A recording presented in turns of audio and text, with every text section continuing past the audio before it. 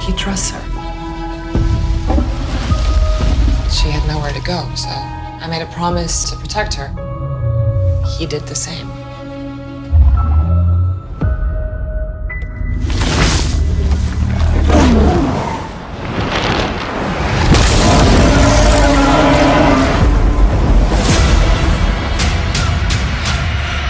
It's Godzilla.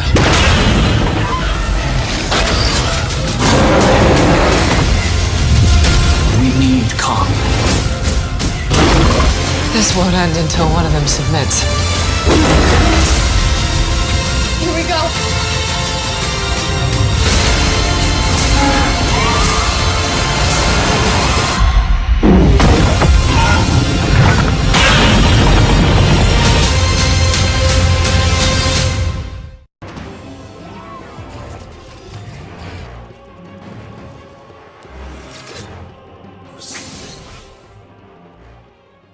So let's talk some Godzilla versus Kong. So yo, what is good? YouTube Warstu here with a video on Godzilla versus Kong. So before we get into this video, are they showing too much promotional material for this movie? According to Adam Wingard, who has an insane beard, props to him, they're not even showing the tip of the iceberg, but we've had like 35 TV spots, 20 high HD images, and they're trying to say we're not seeing that much of this movie. And the movie clocking in at just under 2 hours, and we've seen like 35 TV spots. So yo, what is good, YouTube Warstu here? If you're new around here, make sure to subscribe to never miss any of the videos. Check us out on Instagram at Warstu if you want to see what the face behind the voice really looks like. And also check us out on Twitter, WarstuG. Right, let's get into this video. So Adam Wingard himself is even confirming my plot leak, my test screen information. Thank you, Adam Wingard, and you're backing me up even more. In a recent interview, the following was said: we've got all kinds of really great monsters in this, some brand new ones. Godzilla vs. Kong, Adam Wingard's telltale film. In the new issue of the magazine, there's tons of surprises and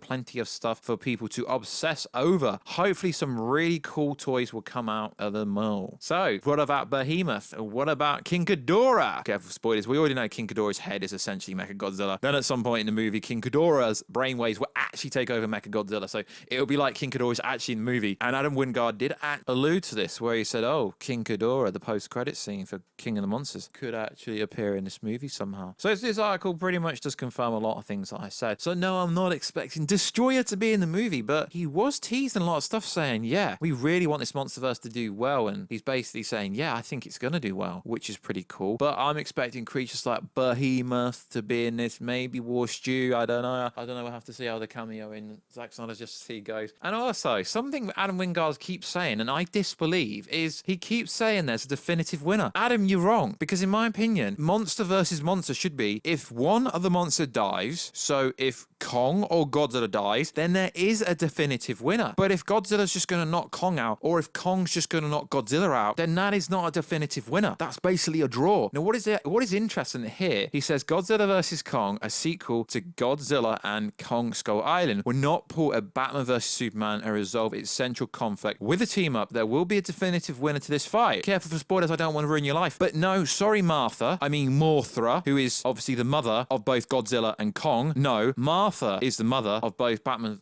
and Superman, although it's a different person. So no, I don't know what's going on here. I don't know if this is damage control for channels like me, but from what I'm told, there isn't a definitive winner. One gets knocked out, then there's a team up. This is not spoilers. And then he goes on to say, absolutely, Wingard assures us I felt like I would have walked away from this movie at any point if I was pushed into a corner where there wasn't going to be a definitive winner. Part of the reason I wanted to direct this film in the first place is because I wanted to win an argument that I had with my friend back in second grade, where we argued who would win in a fight, Godzilla or King Kong, although they're not actually legally allowed to call them that. I knew who I thought should win 100%, and I thought my friend was 100% wrong. So flash forward 30 years, here I am. This is the president directing gig that I've ever taken, because it's to win a fight with a second grader. Adam Wingard calls this the easiest part of filmmaking. Now, what is interesting here is I'm not discrediting what he's saying, but unless you're killing off Godzilla or Kong, it's not a win. They're not humans. It's not like if you have an MMA fight or a UFC fight and, someone gets knocked out, it's a win. These are monsters. These are freaking monsters. That'd be like, you know, it'd be like Iron Man taking on Thanos and Iron Man just getting knocked out and Thanos like, yeah, I won. No, it's a fight to the freaking death. If it's not a fight to the death, there is no definitive winner. But careful spoilers, I don't want to ruin your life. But based on everything I know, if you want to say there's a winner, then I guess you could say Godzilla wins, but not really, because MECHAGODZILLA steps in and essentially Kong has to help out Godzilla. So essentially the only person that does definitively get taken out, I guess you could say, is a MECHAGODZILLA, but MECHAGODZILLA's actually not even a human or a monster. It's a mechanical being, which is actually cheating in a way. So I do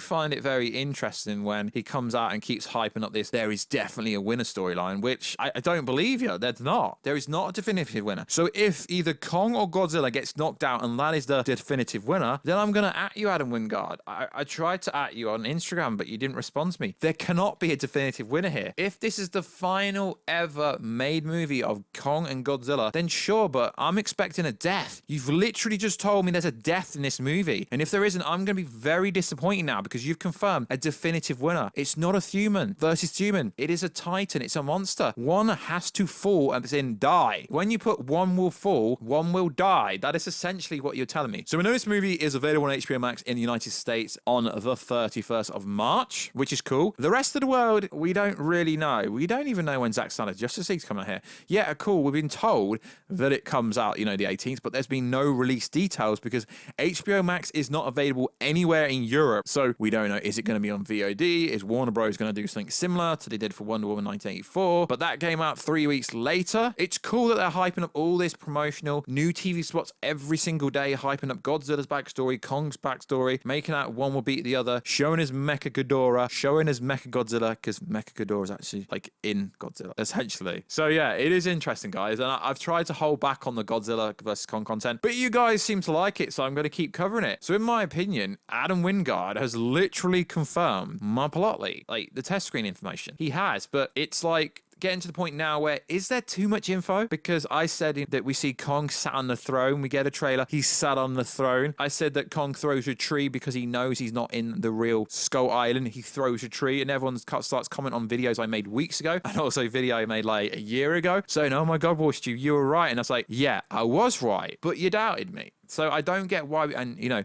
I get it, it's the hype, and we got the 1 month trailer on the 2nd of March, 1 month to go, which is kind of wrong though, because it comes out on the 31st, so I guess that would still be 29 days, which could be classed as a month. But they are showing so much of this fight in the trailers, you know, we even see Kong jumping on top of Godzilla, which would freaking hurt. We see the Antarctic bit, which also backs up. We know where Kong really is, close to Antarctic. It is very interesting. They're showing this much of the movie. It's only a 2-hour movie, and you could say the exact same thing about Zack Snyder's Justice League, but the difference is Zack Snyder's Justice League is not getting 20 to 30 TV spots, and that's a 4-hour and 2-minute movie. This is only clocking under just under 2 hours. So this isn't really a long movie. I'd say it's an average size movie. I just hope in the next few days we get actual details of how it's distributed outside of America. So it will be 1 hour and 53 minutes long, which is cool, but that's a very short movie in my opinion for two megasonic warheads to fight each other. We even see Kong being carried on a helocraft. No, I'm joking, on an airplane.